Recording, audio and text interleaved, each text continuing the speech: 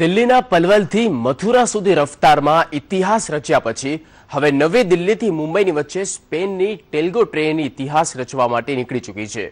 130 kilometre પ્રતિ કલાકની ઝડપથી આ ટ્રેન 7:55 પર નવી દિલ્હીથી મુંબઈ સેન્ટ્રલ માટે રવાના થઈ હતી। પહેલા ટ્રાયલમાં 130 કિલોમીટર પ્રતિ કલાકની સ્પીડથી આ ટ્રેન દોડશે, ત્યાર પછી બીજા અને ત્રીજા ટ્રાયલમાં ટેલ્ગોની ટ્રેન સ્પીડ વધારી દેવામાં આવશે। ટેલ્ગોની સફર શરૂ। દિલ્હીથી નીકળી ટેલ્ગો ટ્રેન મુંબઈ સેન્ટ્રલ જવા માટે રવાના। 130 કિલોમીટરની સ્પીડ। ભારતની લાઇફલાઇન ભારતીય રેલવે એક નવો ઇતિહાસ રચવા જઈ રહી છે। નવી દિલ્હી અને મુંબઈ સેન્ટ્રલ વચ્ચે સેમી હાઈ સ્પીડ ટેલ્ગો ટ્રેન પોતાના પહેલા ટ્રાયલ માટે નીકળી ચૂકી છે। આ ટ્રેન નવી દિલ્હી સ્ટેશનથી મુંબઈ સેન્ટ્રલ સુધી જશે। ટ્રાયલ દરમિયાન ભારતીય રેલવે અને સ્પેન રેલવેના એન્જિનિયર્સે મુસાફરી કરી હતી। દિલ્હી અને મુંબઈ વચ્ચે ટેલ્ગો ટ્રેનના 3 ટ્રાયલ કરવામાં આવશે। પહેલા 2 ટ્રાયલમાં ટેલ્ગો ટ્રેનની સ્પીડ 130 કિલોમીટર પ્રતિ કલાકની રહેશે।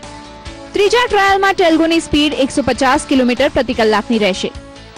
ટેલ્ગો ટ્રેન નવી દિલ્હીથી પલવલ, મથુરા, કોટા, રતલામ, વડોદરા અને સુરત થઈને 2 ઓગસ્ટે સવારે 10 વાગે મુંબઈ સેન્ટ્રલ પહોંચશે। 3 ઓગસ્ટના રોજ મુંબઈ સેન્ટ્રલથી નવી દિલ્હીની વચ્ચેનો બીજો ટ્રાયલ રન કરવામાં આવશે। 5 ઓગસ્ટના રોજ નવી દિલ્હીથી મુંબઈ વચ્ચે આ ટ્રેનનો ત્રીજો ટ્રાયલ શરૂ થશે। ત્રીજા ટ્રાયલમાં ટેલ્ગો ટ્રેનની સ્પીડ 150 કિલોમીટર પ્રતિ કલાકની રહેશે। 1942 થી કામ કરી રહેલી ટેલ્ગો આધુનિક પેસેન્જર્સ કોચ માટે જાણીતી છે।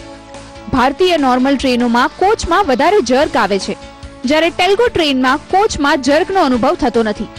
કંપનીએ અત્યાર સુધીમાં 14 કોચ બનાવ્યા છે। આ કોચ 350 કિલોમીટર પ્રતિ કલાકની સ્પીડથી દોડી શકે છે।